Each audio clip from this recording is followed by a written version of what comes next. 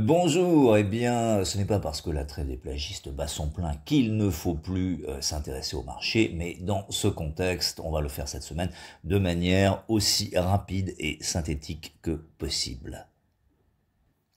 Alors les marchés devraient s'articuler dans les quelques jours qui viennent autour de 5 thèmes principaux. Premièrement, les tarifs. Deuxièmement, les taux d'intérêt. Troisièmement, les banques centrales. Quatrièmement, quelques chiffres macroéconomiques. Et cinquièmement, les earnings et autres publications.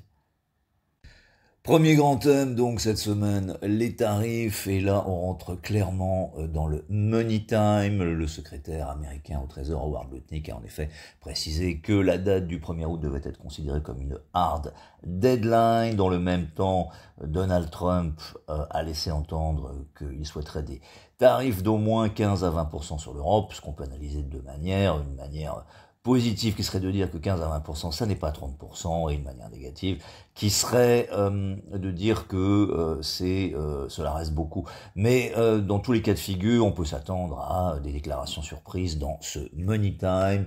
Là encore, à la fin, l'intérêt des Américains n'est pas d'abîmer le marché mondial ou les marchés financiers en général, donc à prendre avec des pincettes et de manière pas nécessairement négative, quelle que soit l'issue. Deuxième grand thème, les taux d'intérêt. On a en effet assisté à des tensions sur les taux longs mondiaux la semaine dernière, particulièrement au Japon, sur fond d'anticipation de possibles dérives des finances publiques du fait des élections renouvelant la moitié du Sénat dans l'archipel nippon. Ces élections ont eu lieu et de fait la coalition au pouvoir a pour la première fois depuis 1955 perdu la majorité, aussi bien à la Chambre basse, ça avait été le cas en fin d'année dernière, que ce week-end à la Chambre haute. Donc un contexte compliqué avec ce risque pour les finances publiques, alors que le prix du riz, dans le même temps, a augmenté de 100% en un an, ce qui met la pression sur le gouvernement. Et donc attention à ce risque de contamination sur les taux longs. Aujourd'hui, le Japon est fermé, et oui, c'est le jour de la mer, mais cela pourrait exercer une influence négative dans les prochains jours. Rien n'est sûr, mais à suivre. Troisième grand thème est plus récurrent celui-ci, les banques centrales, sur une tonalité qui relève largement de l'hésitation entre le surplace et l'immobilisme. La Banque de Chine a laissé ses taux inchangés comme prévu ce matin. Mardi, on surveillera les minutes de la Banque d'Australie et des commentaires de Powell, et bien sûr on a la BCE jeudi qui devrait laisser ses taux également inchangés en mode pause. Donc pour les banques centrales, vraisemblablement cette semaine, trêve des plagistes également. Quatrième thème, les chiffres macro de la semaine. Et là, on ne pense pas tant aux chiffres traditionnellement les plus suivis par les opérateurs, comme les jobless claims, qui sont somme toute très entendus, sauf si on devait sortir en dessous de 200 000 ou 250 000, ça c'est jeudi.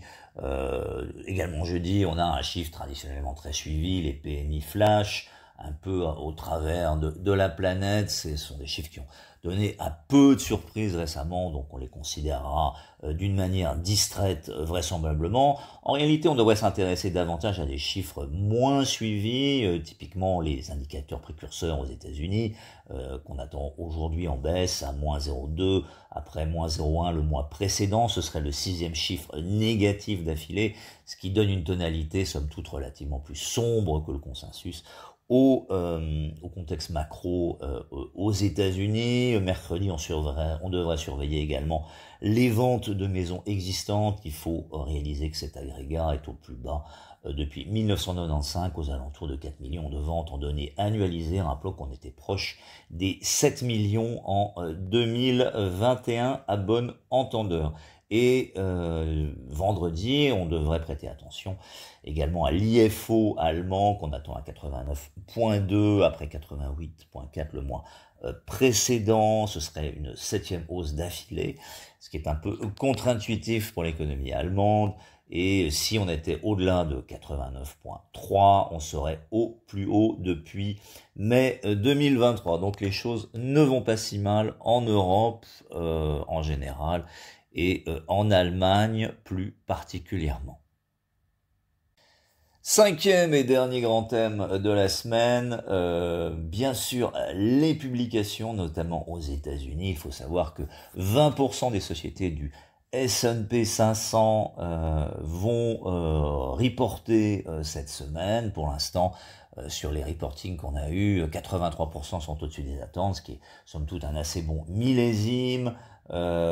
Aujourd'hui, on aura Verizon, demain, mardi, Coca-Cola et Philip Morris, mercredi, surtout, Google et Tesla, jeudi, Intel. Comme nous l'avons dit la semaine dernière, ces earnings ont plutôt vocation à soutenir le marché qu'autre chose. On comprend bien cette dynamique, donc on les considérera avec une certaine bienveillance a priori, mais quand même beaucoup de résultats cette semaine à suivre donc. Au final, que fait-on dans les portefeuilles cette semaine compte tenu des éléments que l'on vient d'expliciter? Eh bien, comme nous le soulignions la semaine précédente, le contexte reste globalement porteur pour les actifs à risque d'une manière générale, avec malgré tout cette semaine deux bémols substantiels, un peu plus que d'habitude peut-être.